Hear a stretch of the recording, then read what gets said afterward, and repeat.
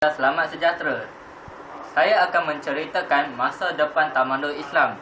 Ramai yang tertanya bagaimana tamadun Islam akan bangkit semula. Tapi sebelum saya kawan-kawan saya menceritakan hal-hal itu, saya akan menceritakan ciri-ciri tamadun Islam. Tamadun Islam mestilah berdasarkan oleh akidah yang diturunkan oleh Rasulullah sallallahu alaihi wasallam. Junjungan kita baginda telah menurunkan pelbagai prinsip moral dan etika yang betul berlandaskan agama Islam. Tidak seperti tamadun lain yang menumpukan salah satu, iaitu sama ada aspek rohani atau material. Sama sekali tamadun Islam tidak menumpukan aspek rohani sahaja. Islam sebenarnya tidak boleh lari daripada melindungi 5 kepentingan seperti yang dilanjutkan di dalam maqasid syariah yang biasa kita dengar itu, iaitu melindungi agama, melindungi nyawa dan diri manusia, melindungi akal, melindungi kehormatan dan maruah diri, dan melindungi harta. Seperti kawan-kawan saya menceritakan tadi, kebangkitan Islam agak mustahil berlaku sekarang kerana seperti berlaku di Gaza dan Palestin, mereka asyik diserang, dianiaya dan ditindas. Tetapi dalam ayat Al-Mujadilah surah ke-58 ayat ke-21, Allah telah menetapkan, aku dan rasul-rasulku pasti menang. Sesungguhnya Allah maha kuat lagi maha perkasa. Dalam surah ini memang jelas kita akan bangkit semula. Bagaimana tamadun Islam akan bangkit semula? Ya memang jelas itu adalah urusan Allah. Saya Amir Zahir bin Ali. Saya Muhammad Ibrahim. Saya Abu Zahar Ghifari bin Esa. Kami akan membentangkan tentang bab 7. Pada mulanya, Islam muncul di semenanjung Arab pada kurun ke-7 Masih apabila Nabi Muhammad SAW mendapat wahyu dari Allah SWT. Selepas wafatnya Rasulullah SAW, kerajaan Islam berkembang sejauh lautan Atlantik di barat dan Asia Tenggara di timur.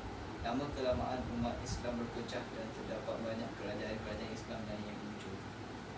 Walau bagaimanapun, kemunculan kerajaan-kerajaan Islam seperti Kerajaan Umayyah, Kerajaan Abbasiyah, Kerajaan Seljuk Turki Seljuk, Kerajaan Uthmaniyah dan Turki Uthmaniyah, Empayar Mughul India dan Kesultanan Melaka telah menjadi antara empayar yang terkuat dan terbesar di dunia. Tempat pembelajaran ilmu yang hebat telah menunjukkan satu tamadun Islam yang agung. Banyak ahli-ahli sains, ahli-ahli falsafah dan sebagainya muncul dari negeri-negeri Islam, terutamanya pada kemasan Islam.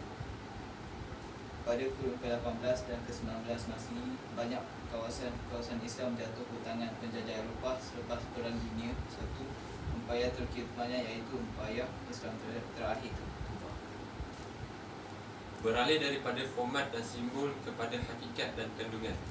Pertama, Islam hanya menumpukan perhatian kepada perkara-perkara yang mencorakkan simbol dan meninggalkan isi kandungannya yang lain yang jauh lebih penting. Kedua, umpamanya seseorang yang selalu membesarkan kedudukan jari telunjuk di dalam bacaan tahiyat solat, tetapi pada waktu yang sama meninggalkan perbincangan tentang sebab, tujuan dan kepentingan tuntutan solat itu sendiri. Beralih daripada perdebatan kepada perbuatan. Pertama, sebahagian umat Islam gemar membakar tenaga dengan mengungkit kesalahan dan kelemahan umat yang lain. Kedua, pada waktu yang sama mereka itu sendiri tidak berbuat apa-apa atau memberikan alternatif cadangan yang bermanfaat secara menyeluruh kepada Islam dan umatnya. Ketiga, tenaga dan masa seharusnya tidak dibazir demi apa-apa kelemahan atau kesalahan sesama sendiri, seharusnya diperbetulkan secara positif dengan bermusyawarah.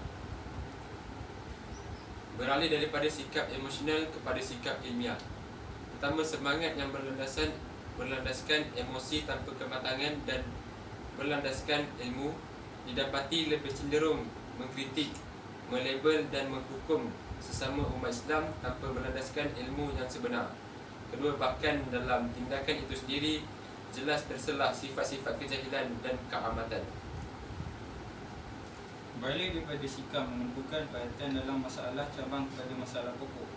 Umat Islam menumpukan perhatian hanya kepada masalah cabang, seperti membaca bismillah dengan kuat atau perlahan di dalam solat berjemaah.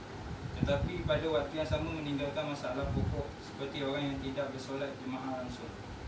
Apa gunanya mengukuhkan cabang jika pokoknya sendiri amat lemah? Berbalik daripada sikap menyulitkan pada sikap memudahkan. Islam adalah agama yang sentiasa bercirikan kemudahan. Akan tetapi, sayang sekali sebahagian gerakan Islam memiliki ciri-ciri menyulitkan sehingga menyebabkan banyak orang menjauhi Islam. Umpama mereka ada yang memaksa seorang yang baru hendak memeluk Islam dengan amalan yang bersunat berhatan, padahal amalan itu bukannya sepatutnya menjadi agenda pertama dalam dakwah pada kaum ke Islam.